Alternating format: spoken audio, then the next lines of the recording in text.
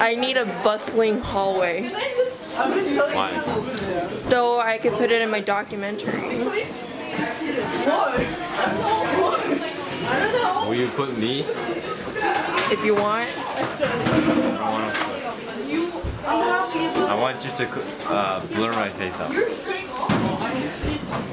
you go? Did you catch the bus?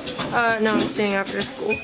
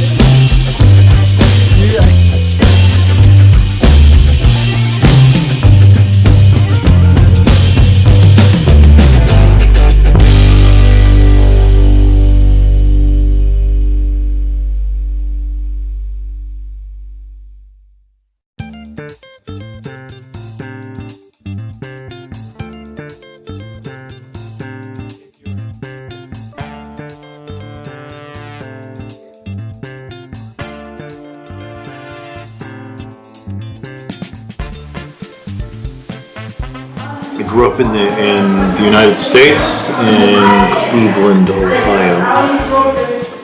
Can you describe how the town was like? Cleveland, Ohio. It's funny because Cleveland is actually it's kind of a cool city. It's an industrial city with nice downtown. It's some nice old 19th century architecture on Lake Erie. So it's big steel mills down in the flats, and it had a lot of money at one point. So the Rockefellers and Carnegies lived there. They had homes there and built a lot of things there because of the steel mills and the auto manufacturing in the area. So they were close to their factories. And after starting in the 1970s with kind of economic depression, it became kind of a national joke. We were the joke of the nation. The river that runs through the city, the Cuyahoga River, got so polluted at one point in the 70s it caught fire. The river caught on fire. The river caught on fire. So that's where I grew up.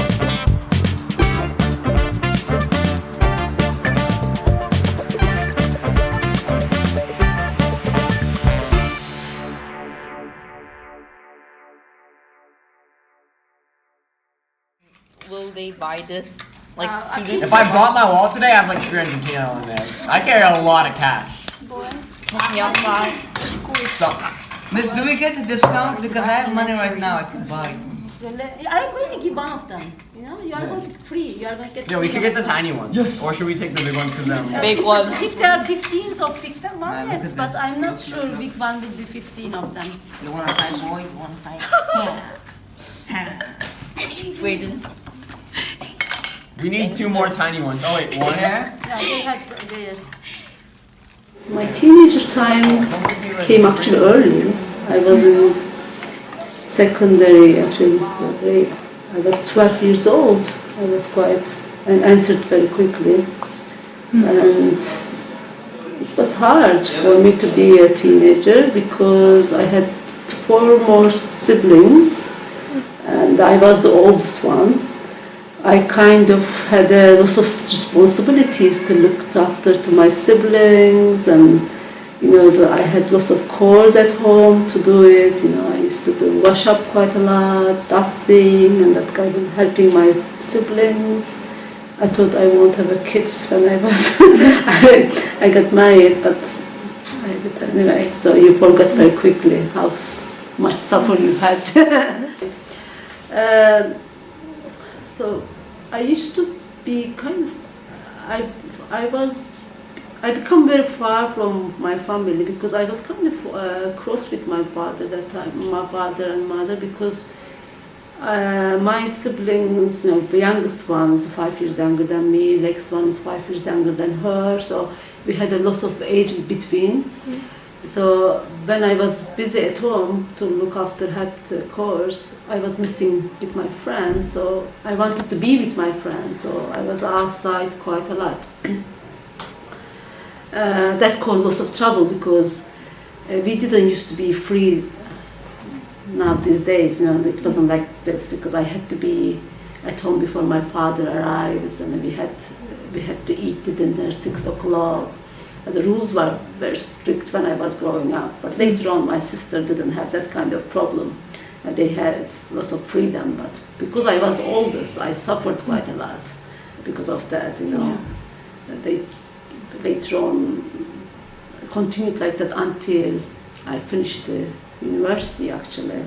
And I was going to university, I had to be in Ankara.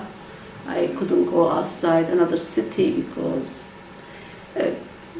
two things was together. First, we weren't that comfortable economically. We were kind of short in money, so I had to stay in Ankara. It was cheaper to me to stay in Ankara.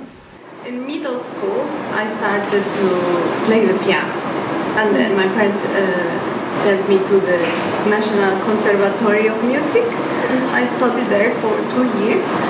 So it was right next to my middle school. So I was leaving middle school and then going to the conservatory. So I was really enjoying that time very much. And but then my father got sick. He got a heart. He almost got a heart attack, so he had a surgery. And after that, I had to quit the music school, and then I moved to another high school.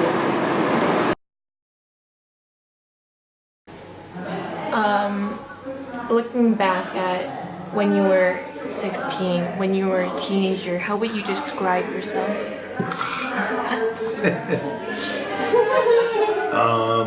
When I was a teenager,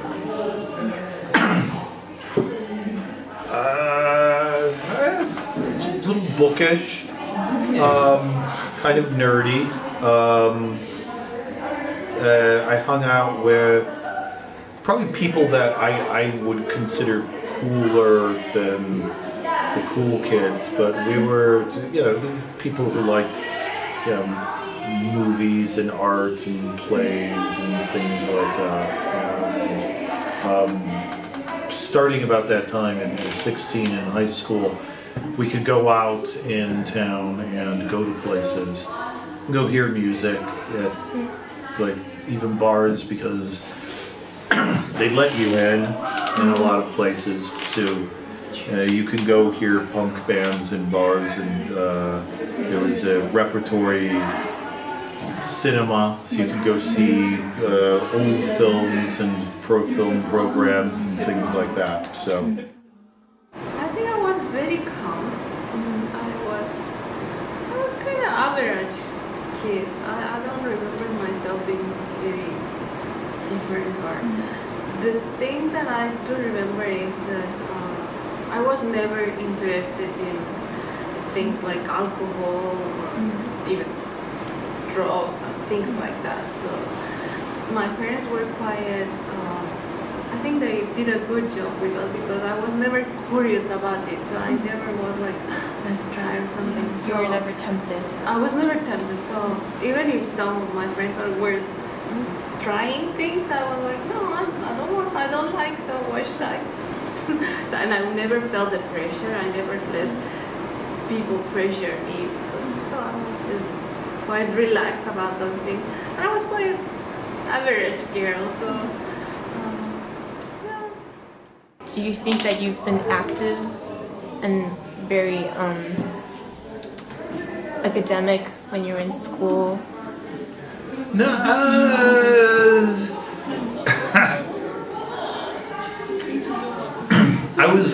I probably would say, yeah, I had some academic tendencies. As I said, I liked literature, I liked history, I liked most of my classes, most of them, but I wasn't probably the most studious student for a long time.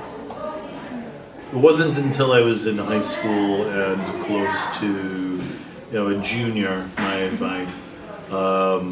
that I really started working hard in school, and then in university. Being friends with the right people is the key all the time. I think it's the same. My time was like that, until high school, actually, grade 9, yeah. I didn't have a very successful academic life, but something happened in grade 9. I had a very nice friend. She was actually, academically, she was so strong. She was the first in the school. I became a friend with her, and then later on my life changed. Learning becomes so important. I started enjoying school, and then I wanted to go to the college, university, and then she helped me so much. I think key is being friends with the right people, and even though teenage time you don't know who's the right person, so you have to be careful who are your friends. When I see my students in teenager time as well, grade 9, even though they seem very comfortable, they seem very free. I feel like they are not socially, they are awkward situation because they look so cool outside, so independent, and then but they are very connected with this telephone, their telephone. So they are very on the telephone all the time. I think socially they are not as lucky as me. We had to go to physically, we had to be there with our friends. At the moment, when your age, your friends is not the same. So usually you are socializing on the phone, on the computer, on the internet all the time. So I think that's missing. I used to enjoy that, being together with my friends physically.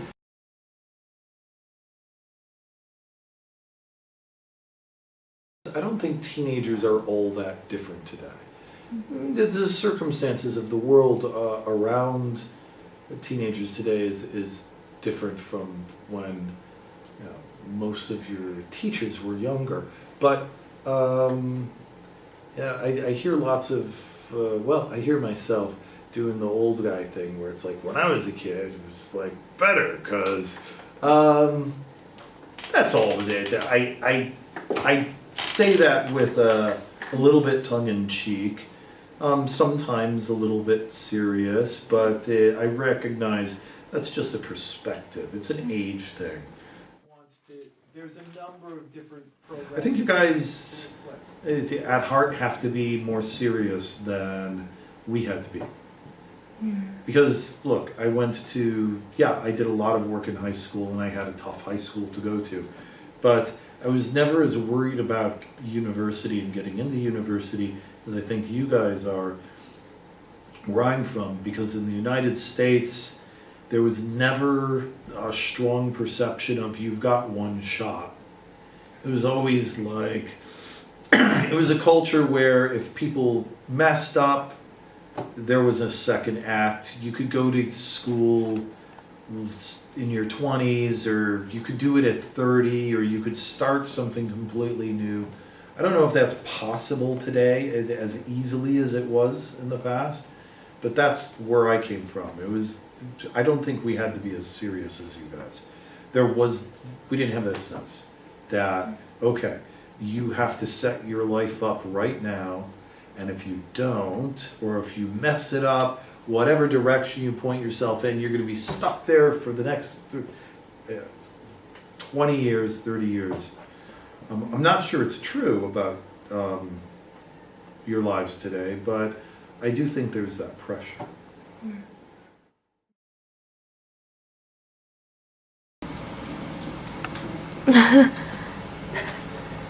Oh, you really look like Melissa. I was in secondary school and he actually just got in the teenager time, 13 years old. At 13 years old, this one is high school one, grade 9 or grade 8 is possible. I don't remember exactly. This high school one, so must be grade 9. This one is grade 10. This one grade 10. This is the youngest one.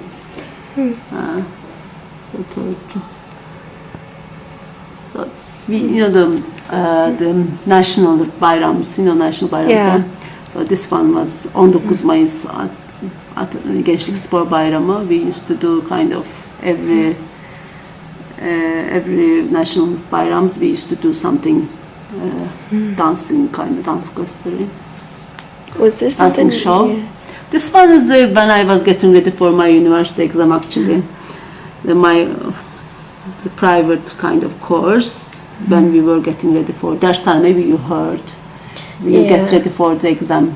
Yeah, I think I heard that. But now as they closed down now, they don't do it anymore. But I went to that kind of course to get ready for exam. How would you describe your teenage year in a sentence? My teenage years? Yeah. My teenage years? Just like your youth? My youth? Sunny. Do I have to have a sentence? I'll just use words. Sunny fields full of grasshoppers and tall grass. And and an old lady coming out in big rubber boots from a house and telling me, "Be careful, there are snakes out there." That in a really weird way sums it all up. And I've always really been into the tall grass and the sun and the grasshoppers, but I keep an eye out for the snakes in the grass. It's my great-grandmother. Scared the crap out of me.